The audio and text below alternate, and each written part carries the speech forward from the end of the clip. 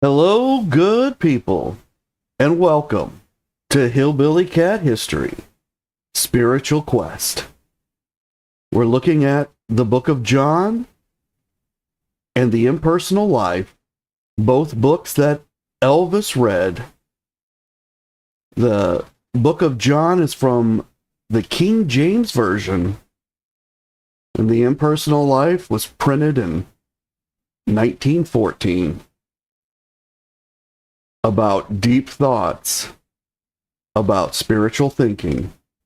And Elvis tied these texts together, the Bible and the Impersonal Life, in his mind, and he wrote notes into both books about his thoughts. He underlined things that he felt was important. And he gave these annotated copies to people that he loved, hoping that it would illuminate a path for them as well. And we're going to look closer at these books when we get back from this song, which is about a telegram that Elvis received from a friend in the reply that he sent. And it's called Telegram from a Friend. Hello, Gun. Thank you so much for coming. Appreciate seeing you here.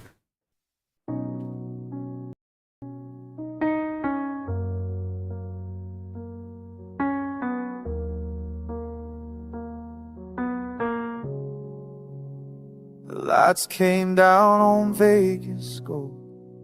July heat, a crown retold. Applause like thunder, stars alive. But one true friend was not in line. A telegram, a quiet grace. From 12 years deep, a loyal face. I read your words, they calmed the flame. In all that noise, I spoke your name. I wish you could have been here, Gary. The velvet night, the roaring crowd. But in my heart, your voice was steady. A whisper soft, the faith unbowed. 4 more weeks, this fire will fade. I'll find my way back through the haze to Graceland's porch where silence sings and friendship wears no stage or wings.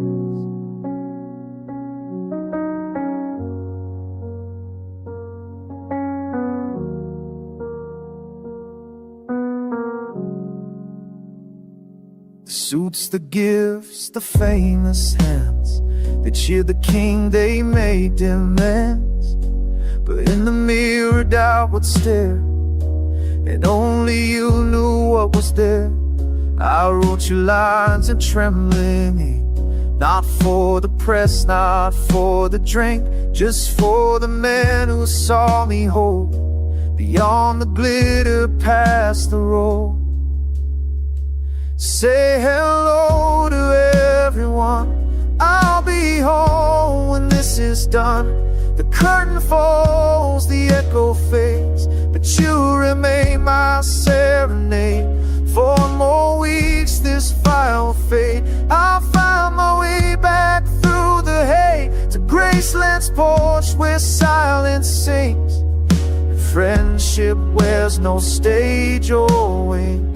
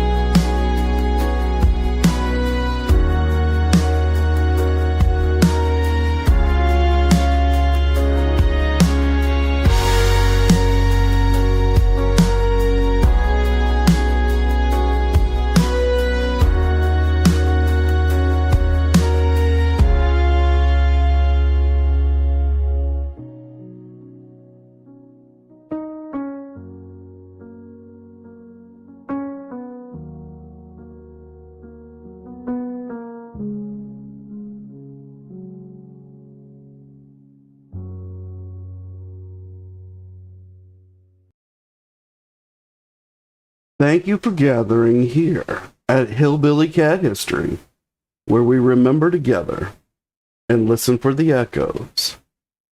And today we're going to hear the echoes of more than just a telegram. Because a telegram isn't the only thing Elvis ever received. He also received a very special object in the mail, which for you, the faithful who walk with me on this very difficult journey through the text that Elvis read, I have this very special artifact to showcase for you today that is not in any Elvis book. It's not in any Elvis movie. It's not even in a magazine article. Those of us who look at this today will be virtually the only Elvis fans who understand the implication of the depth of meaning of this artifact. Hi, Jen. Thank you so much for coming. I appreciate seeing you here.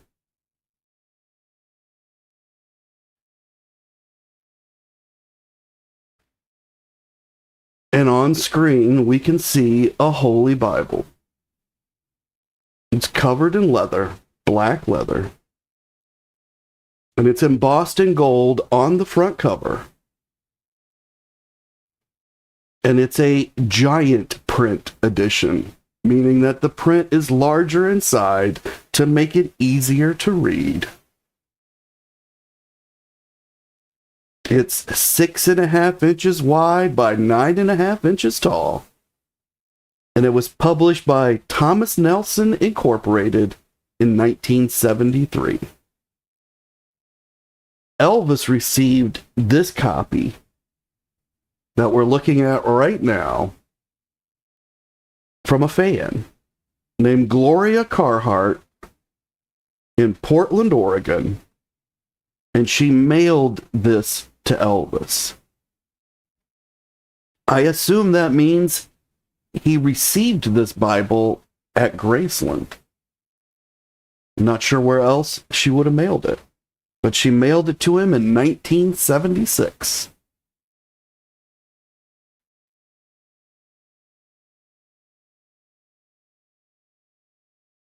And on the inside front cover, she wrote a note.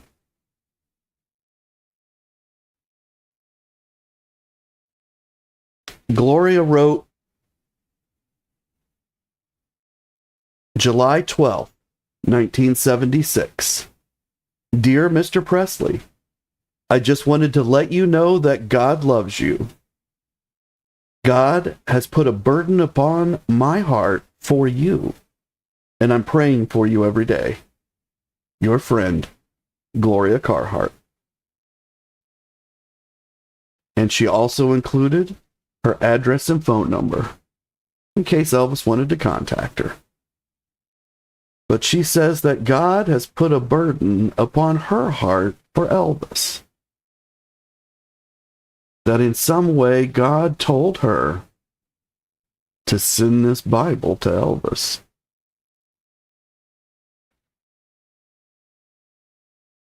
And Elvis, he didn't own this Bible very long. Because, of course, we know that he passed away in August 1977. And we've got a date here of July 12th, 1976. So it's just about a year. But he didn't own it that full time. He had given it away by then. But he used this Bible personally at least one time during a discussion in his bedroom about religion with his Aunt Nash Pritchett, who is the mother of Donna Presley. And at the end of that discussion, he gifted her this Bible. So I imagine the way that this happened is that they were in Elvis's room, his bedroom, and it was probably cold because Elvis loved to run the air conditioner during that period. He liked to keep it cold. He may have even given Aunt Nash an extra piece of his clothing to wear. He often did that when people complained about how cold it was in his room. And when they began to have a biblical discussion, I'm imagining that Aunt Nash wanted to find a particular verse, and he wanted to follow along, so he probably had that Bible that we've seen that was from Uncle Vernon, or Uncle Vester, that according to Patsy Presley was in his bedroom when he passed away, and was his favorite because it had so many notes and inscriptions, and the pages were falling out, and there's another person that had described the Bible in the same way, probably that same Bible. And he handed this one over to Nash so that she could find what she needed, and they could have a deep spiritual discussion, a deep religious discussion, not just trying to remember things and toss them back and forth at each other. They were researching during this discussion, is what I believe. Can't prove that, but she did walk away with this Bible.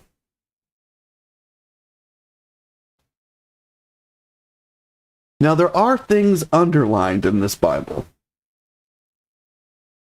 And we don't know if Elvis underlined these things when he read through this Bible, or if maybe Nash herself did this during the discussion.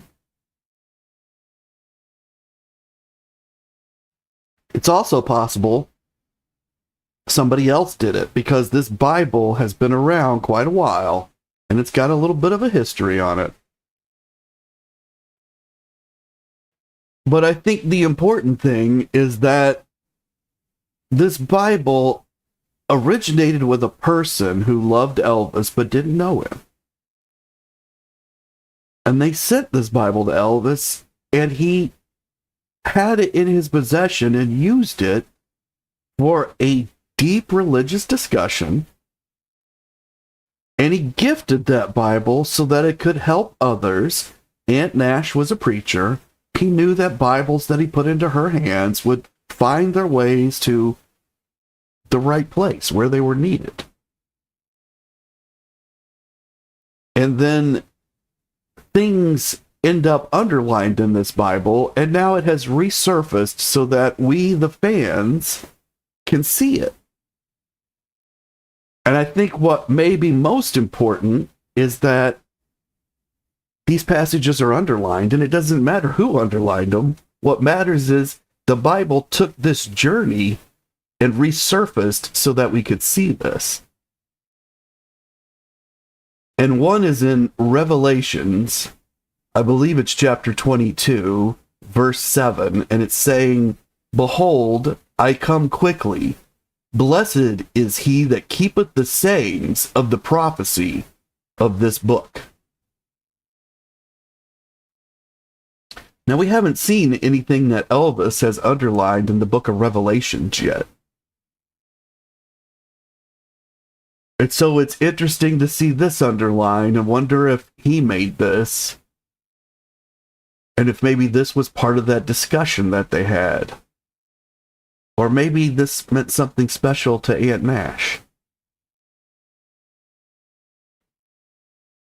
And in verse 12, they've underlined and says, "And behold, I come quickly, and my reward is with me, to give every man according as his work shall be."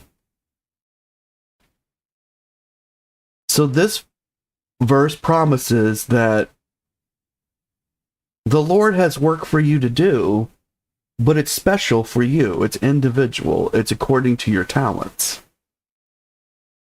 And as we've seen in the impersonal life, there is a message that if you use your talents for the I am, the voice of God which comes from your heart, for the divine purpose, that you will be granted more power. And you will have, it doesn't say success, but you will be able to use more divine power and accomplish more of the divine purpose.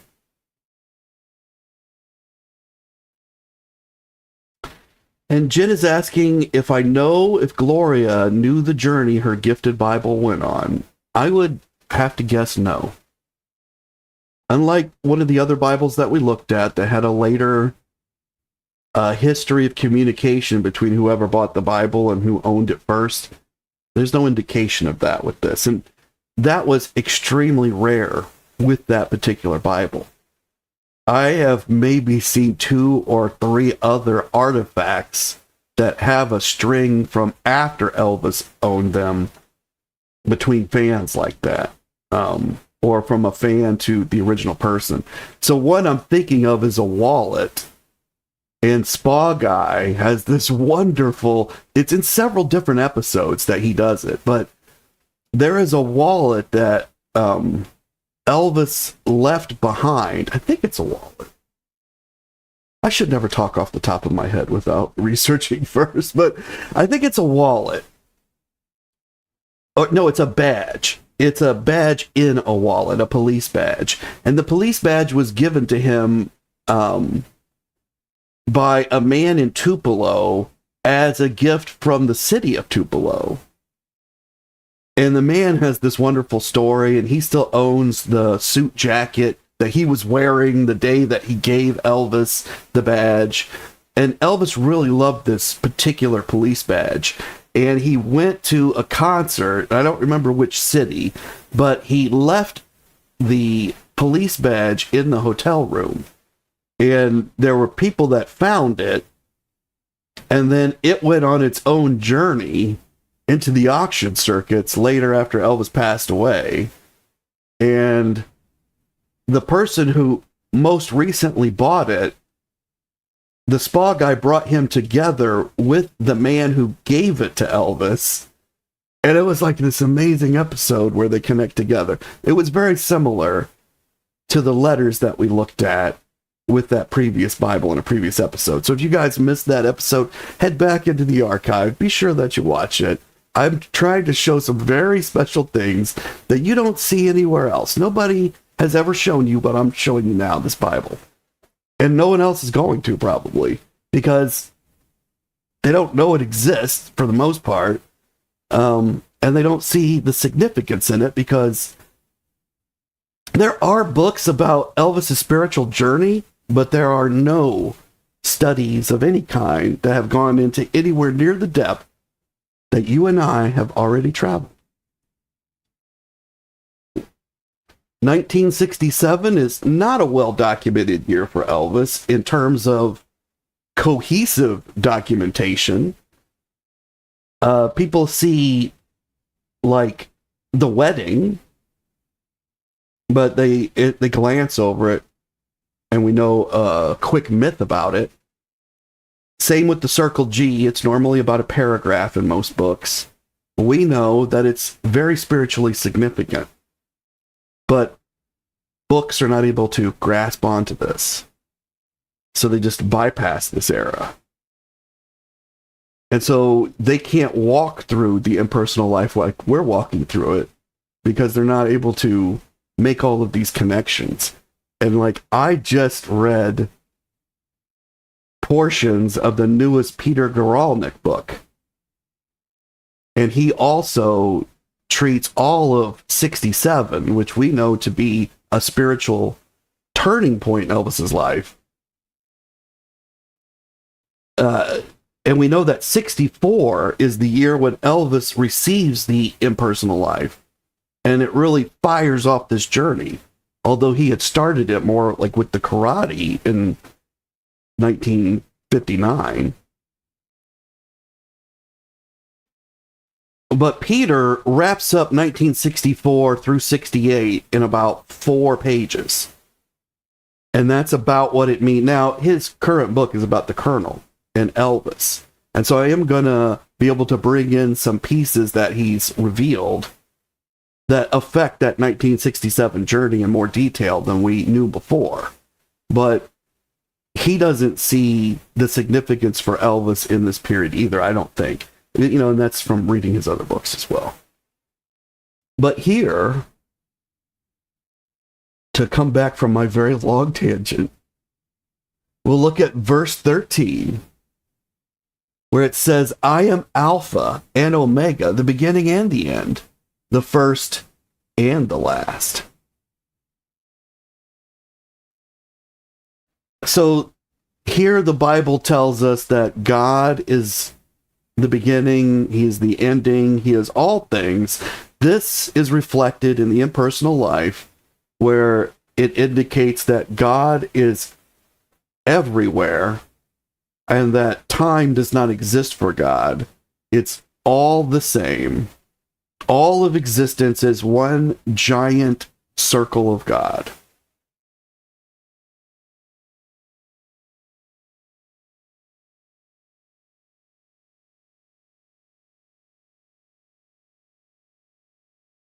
And Gunn says, and did Elvis contact Gloria saying thank you? Good question, Gunn. I don't know that Elvis did contact her. I'm sure he did not contact her personally. I just a feeling that I have. However, I'm also sure that she got a thank you, because he had that machine in place in the office. Not a true machine, a machine of people. He had Becky Yancey. He had Vernon. He had Donna Presley. He had Patsy Presley. These people they're receiving the fan mail. They're sorting through these gifts. Ones like this Bible they're bringing to Elvis because he wants these Bibles. And they are ensuring that the thank you letters go out. So as we saw with the previous Bible, I don't think that thank you letter that she received was from Elvis personally. It was from the Elvis machine. But the personal Elvis machine right there at Graceland, not the Colonel Parker machine, which he's running out of Nashville, and he's answering a similar number of fan mail, because he gets almost as much fan mail for Elvis as Elvis gets at Graceland.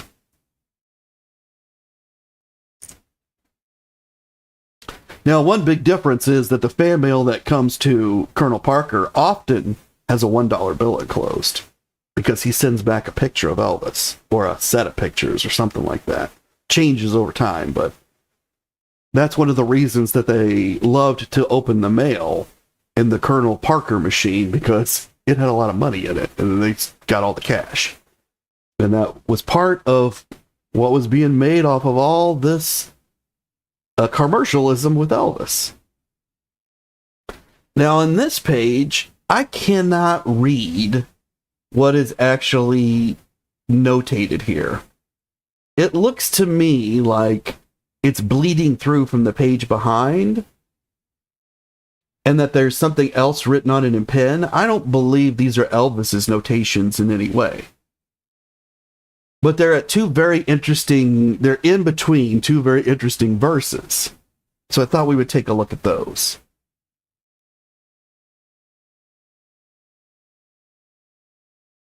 And Jen says, Matt, you're great. Thank you. Thank you so much, Jen. I appreciate that. And this is Matthew chapter 6, verse 48. Be ye therefore perfect, even as your Father, which is in heaven, is perfect. That's a tough command, right? Like, that's a big one. God is perfect. You should be perfect. Now, you're not going to be perfect. God knows that. But that's the directive. That's the goal. That's what you're supposed to be aiming for. Now, was Elvis perfect? Obviously, he wasn't. He struggled mightily with perfection, I would say.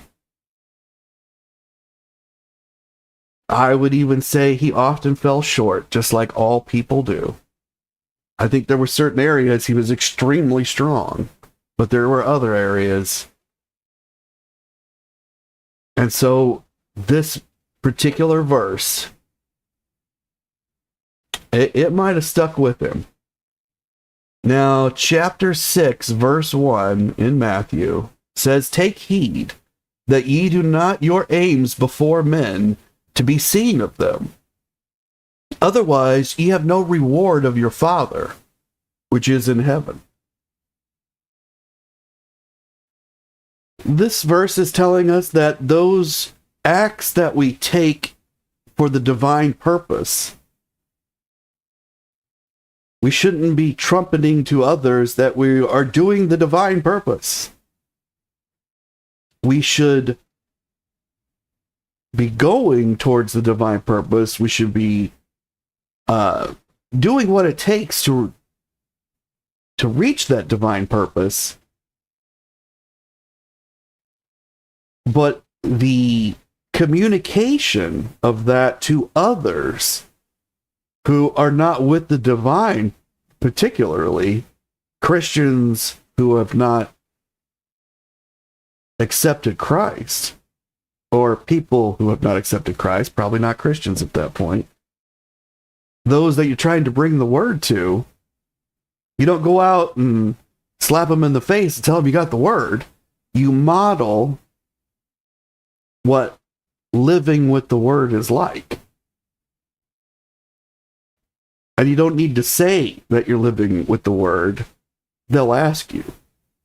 And then you can get into those kind of discussions. But there's also, I think, a resonance with Elvis's life that he performed a lot of acts of generosity, but he didn't tell people about them. Only those that were with him in the moment knew of the generosity. And we've heard some of those stories come out. Like Billy Stanley tells one about being in the car with Elvis, and Billy is in charge of Elvis's wallet. And they see a man on the side of the street, and Elvis speaks to the man. And the man tells him he's an Elvis fan, and that once upon a time he owned all of Elvis's records. He's had some hard times, and he's headed down to the employment office. He's going to turn it around. And then he knows that better times are coming. And Elvis tells Billy to give him to hand over his wallet. And Elvis takes all of his money out of the wallet, which is apparently several $100s. And he hands to the man and he says, "Today is the day that your life gets better." But he didn't do that for praise. And that's what the verse is telling us. That when you do it for yourself, it's not for God. And that very lesson we have also seen echoed in the impersonal life.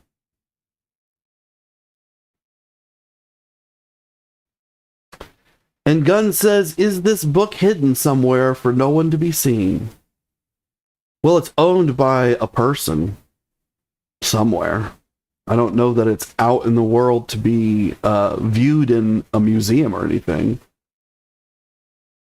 It's not that it's not out there. It is, because I found it, right? And it's available. You could go find it yourself right now. It's that where it's at is not a place that people look for knowledge. It's not wrapped into a story. It's not written into a book. It's not in a film. The story that goes with this Bible is told nowhere. The story with the Bible exists only in this letter. Okay, and this is a letter that Donna Presley wrote in 2021 to go with this Bible. It says November 14th, 2021. This Bible was given to Elvis in July 1976 by Gloria Carhart. Elvis owned many Bibles and studied them all. After one of the many Bible discussions that Elvis had with my mom Nash, using this Bible, Elvis gave it to my mom. Elvis used many different Bibles, from the King James Version to the American Standard, paraphrased along with the Living Bible, and he would always give my mom a copy as well. She often used these in her ministry, and then when she passed away, the Bible became mine. This Bible has been in my family for 45 years. Donna Presley.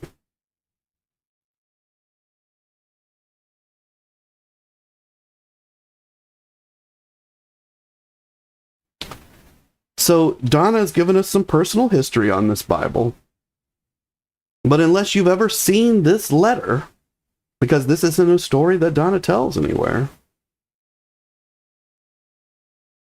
you've never heard this story. And so even those people who saw the Bible, the artifact itself, if they didn't look at this letter, they still didn't know the story. And that's why I'm saying at this very moment, there are roughly 7 people in the world that understand this story, and maybe the person who owns it. Well, and of course, Donna. So we're getting up to about 10 people. Now, by tomorrow, there might be as many as 100. That's about the normal amount of views I get. Although it's been really slacking lately because this is a very difficult series. But that's why I want to include these very special stories that you don't find anywhere else. Only here on Hillbilly Cat History. And Jen says this would be a good question to ask Donna on her Q&A. Well, I definitely invite one of you guys to do that. And see if she remembers this Bible. It's pretty recent, 2021, that she let go of it. And Gunn said she thought it was still with Donna. Well, it was, right up to just a few years ago. So, nearly Donna's entire lifetime, from 1976 to now. And Gunn says she would have liked it if Elvis phoned Gloria himself. And it's possible he did. I'm not saying that he didn't. Now, I was noticing in some stories I was reading the other day that there's a dichotomy about Elvis's like or dislike of the phone. And a lot of the guys will tell you that Elvis did not like to talk on the phone. And yet, I know of many, many, many stories, from women particularly, where Elvis has talked with them on the phone for hours at a time. So, I don't think it's true at all that Elvis didn't like to talk on the phone. I think Elvis liked to have a mystique around him that he did not like to talk on the phone, and then maybe people that he didn't want to call him wouldn't call. Or that would explain why those he didn't want to speak to were told he's not available. He doesn't like to talk on the phone. You know, and then the guys would just make that known to whoever this is. But the guys still put it all into their books that he didn't like talk on the phone. But if we look at the evidence, which isn't any of the stories that the people are telling, let's just shove all the stories aside. The man owned like 1 million phones, like more phones than he owned cars. And he owned a lot of cars throughout his lifetime. But at any one moment in his life after 1956 or 57, the man had a whole bunch of phones around him all the time. He had phones in his bathroom. Nobody had phones in their bathroom back then. Elvis had them. Elvis had really fancy phones. Elvis had a cell phone when nobody had a cell phone. And so I've thought about doing an hour where we just look at all kinds of different phones that Elvis has. And then we tried to determine, did he not like to talk on these phones? Because I think he did. So the chances that he might have picked up the phone and called her, I think they're actually kind of 50-50. I think he might have done it. But I don't know. But especially if he'd been reading a passage and it really got to him and then he noticed her number, I wouldn't put it past him. If he did, she's never come forward and told the story that I know of.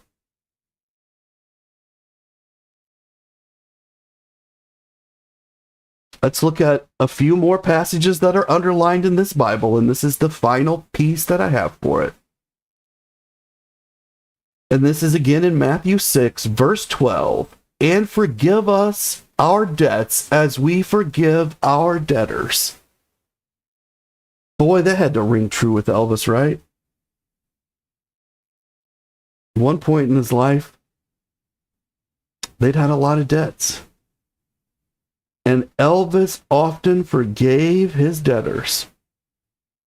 Marty Lacker talks about loans that Elvis gave him, that when he tried to pay them back, Elvis wouldn't take the money and had forgiven him his debt.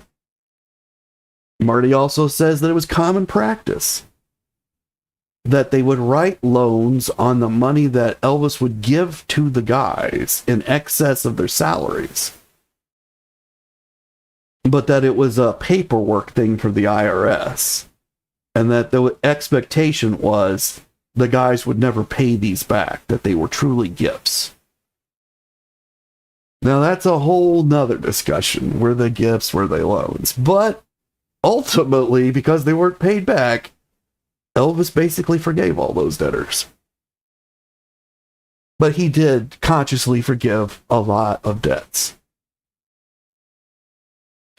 And verse 13 says, "And lead us not into temptation, but deliver us from evil. For thine is the kingdom, and the power, and the glory forever. Amen." I think this is probably a verse Elvis had been saying since he was 18. During the difficult times. Sometimes when they'd get out there on the road, him and Bill Black and Scotty Moore, and the roads were rough back then. They didn't have interstates. And the cars were a lot more difficult to drive. They didn't have a lot of automatic anything. And if you got stuck out there, you might be all on your own. And then you might go do a show and you wouldn't even get paid. You wouldn't be able to collect the money, or the cops might run you out of town. Or you might have met a lot of beautiful women and then their boyfriends and husbands came after you. So lead us not into temptation, but deliver us from evil. And they have also underlined verse 16, whoever this was. "Moreover, when ye fast, be not as the hypocrites of a sad countenance, for they disfigure their faces, that they may appear unto men to fast. Verily I say unto you, they have their reward." This verse is telling you not to fake your suffering for God. That there are fasts within the religion that were required of the Jews. And this is indicating that when you fast, that some people get a certain look on their face of unhappiness. And that they learn to mimic this look of unhappiness while they continue to eat. So that they can give the appearance to all that they have not eaten, but they have. So there's also discussion of deception in this verse. And Elvis, well, he dealt with a lot of people that had disfigured faces. This is using the word disfigure to mean contort, or to basically to make an expression that communicates to another your internal feelings, but is false. These are not your internal feelings. And Elvis dealt with that a lot. And this verse is saying, don't worry about those kind of people. You're going to run into them. They're going to get what's coming to them. They have their reward. And verse 17 says, "But thou, when thou fastest against thine head," or let me try this again. "But thou, when thou fastest, anoint thine head and wash thy face." So this says, fast, but don't go around looking like you're unhappy about it. You're doing this for the glory of God. This isn't something you should feel as a burden.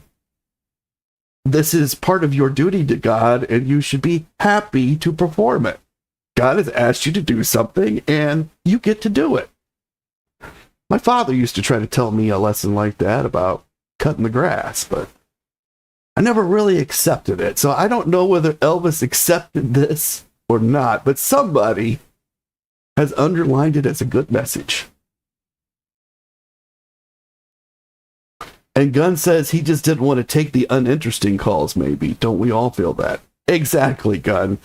That by saying that he didn't like phone calls, or the guys having the feeling that he didn't like phone calls, is an early form of an answering machine. Right? There were no answering machines when Elvis was around. His guys were the answering machine. And in the early days of answering machines, you could hear the person talking and leaving the message, and you could pick up and say, oh, I was just screening my calls so that I could see whether I really wanted to take it or not. And that's basically what Elvis was doing. He was screening his calls. And the screening was really a system that was set up by Tom Parker. And then Elvis adopted that system into his own personal life. But it was a business deal because the hotels he would stay at would receive so many calls.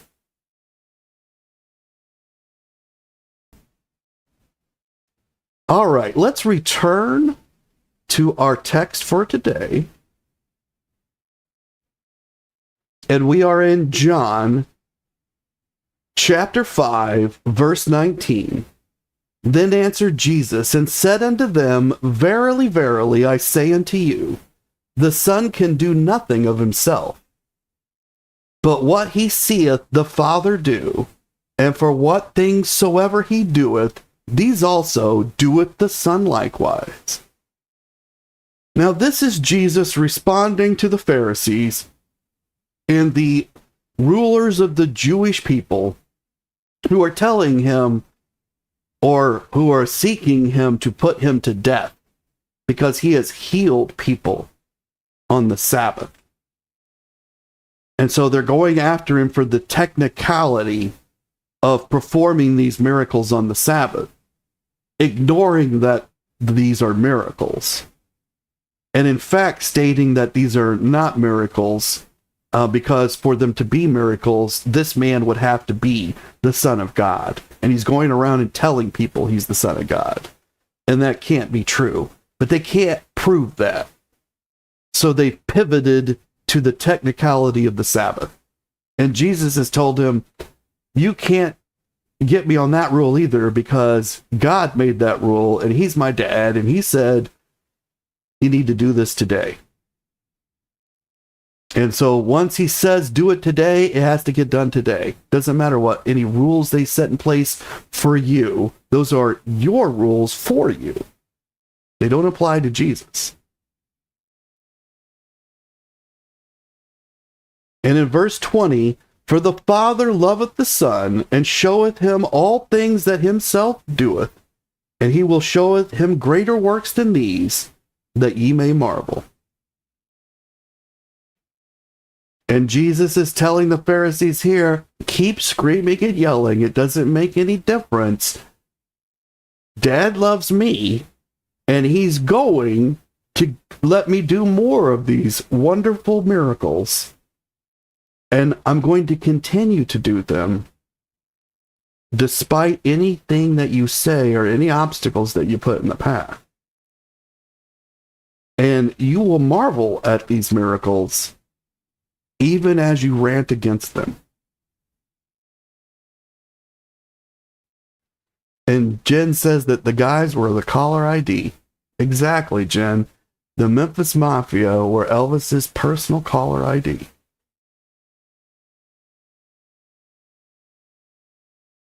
I'd even go so far as to say maybe they were AI assistants answering the calls, because they could determine who could get through and who couldn't. And there may have been some programming errors there, because some people say they were supposed to get through, but they didn't. But let's return to verse 21. For as the Father raiseth up the dead and quickeneth them, even so the Son quickeneth whom he will. Jesus in this verse is referring to what's probably the greatest miracle, a resurrection. And he's indicating that God has power over life and death. And so does Jesus. And so these showings of mortal power, which is what the Pharisees are doing, they don't impress him. Nor will they be effective. And I think Elvis may have identified with some of this, that people ranted and raved against Elvis. And yet his success continued to grow. His blessings increased, indicating to himself that he was on the right path. And so he would have also probably have answered that God loved him. And God was blessing him for the works that he was doing. And so he would never have put himself on the level of Jesus.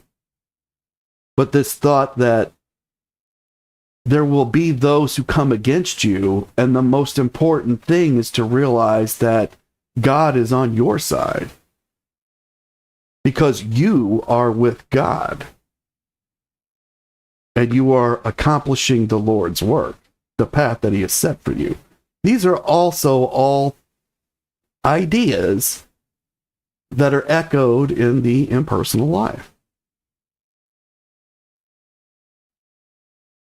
And 22, for the Father judgeth no man, but hath committed all judgment unto the Son. So Jesus is indicating part of his divine mission here on earth was to pass judgment.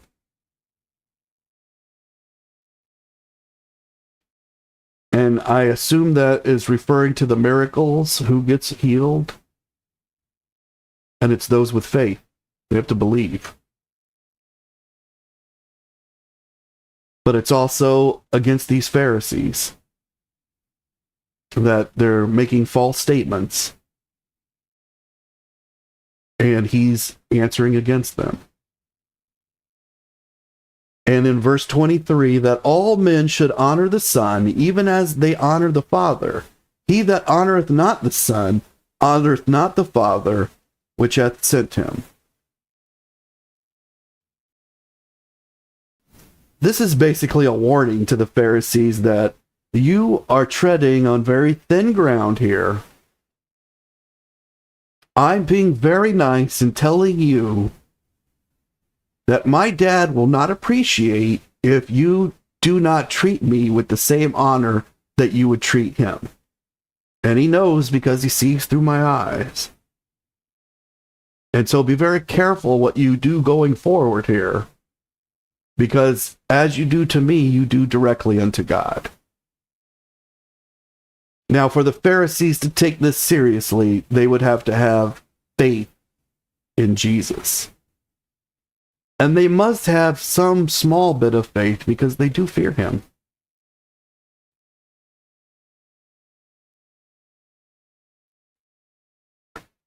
And verse 24 says, verily, verily, I say unto you, he that heareth my word and believeth on him that sent me hath everlasting life, and shall not come into condemnation, but is passed from death into life. And Jesus delivers his message of salvation, the one that is echoed in the impersonal life, that you have to connect with the God in your heart with the divine purpose in order that you will reconnect with the divine once your mortal shell is gone. And here Jesus links it directly to himself, that his being here on earth is a test for all the faithful. You must now show that faith, and you show it by believing in Jesus as the Son of God. Something that's very difficult to accept. And he's also merciful enough to show miracles. The hard part of the faith for some is over, because there are miracles to look at and be told about and to hear from others. And Jesus is also making a promise that this isn't just a warning. This isn't about punishment. This is about the ultimate reward, everlasting life.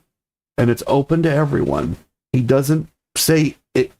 He doesn't define anybody that cannot have this. It's for anyone who believeth on him that sent me. You got to believe in God.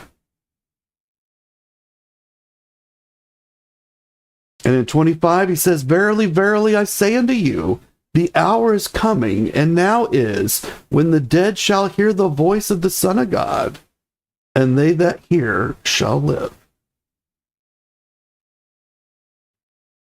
And I think a lot of people would interpret this to mean people who are actually dead will hear the Son of God, that this is a reference to the rapture or the resurrection, the end of the world, when everybody will be taken up to heaven who is faithful and holy. But it also adds, and they that hear shall live.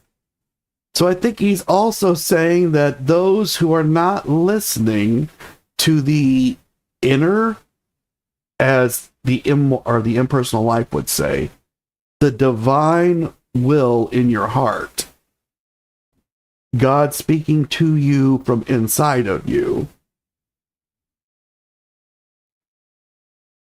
that if you're not hearing the voice of the Son of God, you already are dead. And only those that are attuned and listening shall live.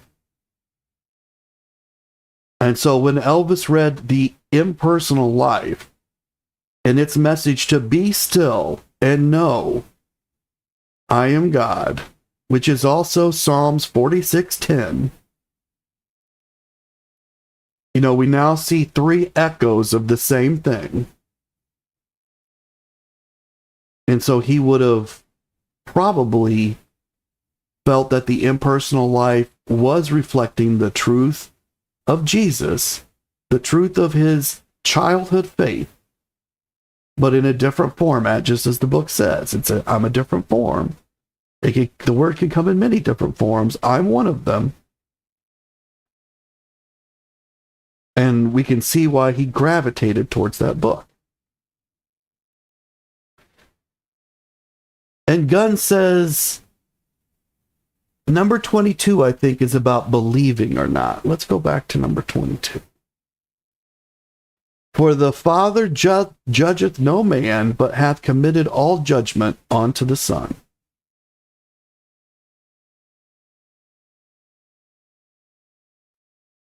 And so about believing whether Jesus is the Son, I can see that.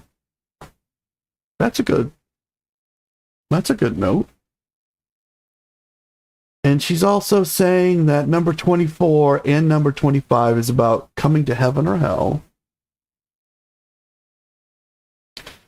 Verily, verily, I say unto you, he that heareth my word and believeth on him that sent me hath everlasting life, and shall not come into condemnation, but is passed from death unto life. It's definitely about heaven, which is the everlasting life. And I believe elsewhere in the Bible, they talk about the everlasting life as heaven. And then it says, shall not come into condemnation, which is perhaps a substitute word for damnation, which could be a reference to hell. But what I find interesting is it doesn't actually say hell. What it says is you're passed from death unto life. So it's indicating that hell is death, which is not exactly the hell that most Christians would think of. They would think of it as some form of punishment beyond death. But this verse is simply saying from death unto life. It doesn't say that you pass from hell or from purgatory unto life. And again, this might be a reference to the fact that unless you're listening to the voice, you are dead. Because you're dead to the divine. And verse 25, look at this for heaven or hell, says, Verily, verily, I say unto you, the hour is coming, and now is, when the dead shall hear the voice of the Son of God, and they that hear shall live. So, if we again interpret live to be heaven and eternal life, then the verse is speaking to heaven, but it again, if it's speaking of hell, it's defining hell as being dead.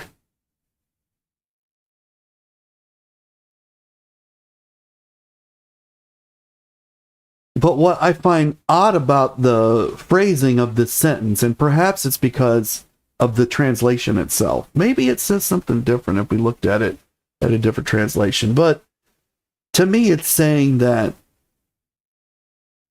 those of the dead that hear shall live. Well, if he's speaking to the dead, wouldn't they all hear? Like, what would keep one dead person from not hearing? Because their wills are gone. And it's your ego or your will which is keeping you from hearing in the first place. Right? But when you're dead, all that is past. So it feels like if it was just the dead, they'd all go to heaven. But here he's saying there's still a choice to be made. And that indicates to me that these dead that he's talking about are functioning, alive people. They're just dead in spirit. Dead because they are damned not to be with God because of their own choice. So it seems to be saying that hell, which is something I think that the impersonal life is also saying, that hell is not a place where you are punished. Hell is a punishment because you are not with God. The punishment is being separated from the divine. And God is saying, she thought if there was a heaven, there must also be a hell. That is an excellent point, God. As mortal creatures who are all, whether we're good or we're bad, or whether we're doing good things or bad things, we're basically all fighting for order over chaos or against entropy. Now, there are some people who push directly for entropy, and they are very evil people. But most people are selfish, and their selfishness is still fighting entropy, because entropy leads to death. It leads to dissolution of everything. So we like to put things in order. That's why we have science. Science is one giant system of putting things in order. And it doesn't really work. It's a model for us to better understand the universe, but it is not the universe itself, just like numbers, just like time, just like all of these human concepts. So when we think of a heaven, we immediately assume there must be a polar and exact opposite, which we call hell. But that's not true. That's just the way that we think. Because we like this order. We like to put things in order and have opposites and things like that. But those are all human concepts. So another one is Lucifer. Lucifer exists because he's stated to be so in the Bible, but in the human mind, he is the opposite of God. But he's not the opposite of God. He's simply a failed creature, a fallen angel, but he's really no different than any man who sins. He just happens to be really good at the sinning. You know, he's like the best, like the number one, but that doesn't make him the opposite of God. Those are binary thoughts that we trap ourselves in as we look at the philosophy and metaphysics of religion. But again, I'm way off on a tangent. Got to reel myself back in because we are at the end of the hour. And I want to thank all of you for walking through this with me. Again, more difficult passages. And these are just from the book of John, the Bible itself. And as we try to think about what Elvis himself would have thought as he read these, and he would have read these passages at different points in his life, so the thoughts may have changed. But for now, I'm going to leave you with a song. And Jen says that some people could be living in their own hell on earth, and that there's so much depth to this discussion. Thank you so much, Jen. I appreciate that. And it absolutely is true that people are living in their own hells on earth. And it doesn't matter whether they are religious or they're not, or whether anything that any of us believes is true or isn't. It's that they have trapped themselves mentally into this hell, and that there are ways that people have found to get out of them, like these philosophies and these religions. But that the purpose of your life is up to you. And that if you have a purpose, you probably won't be in a hell of your own making. Now, will you go to a hell in the afterlife? I have no idea. I can't answer that. But what I can say is, if you feel that you're trapped in a hell on earth, look at your life and define your purpose. And for now, I'm going to leave you all with a song. And we're going to do Word on Fire, Elvis's travel through these texts. You all keep on taking care of business.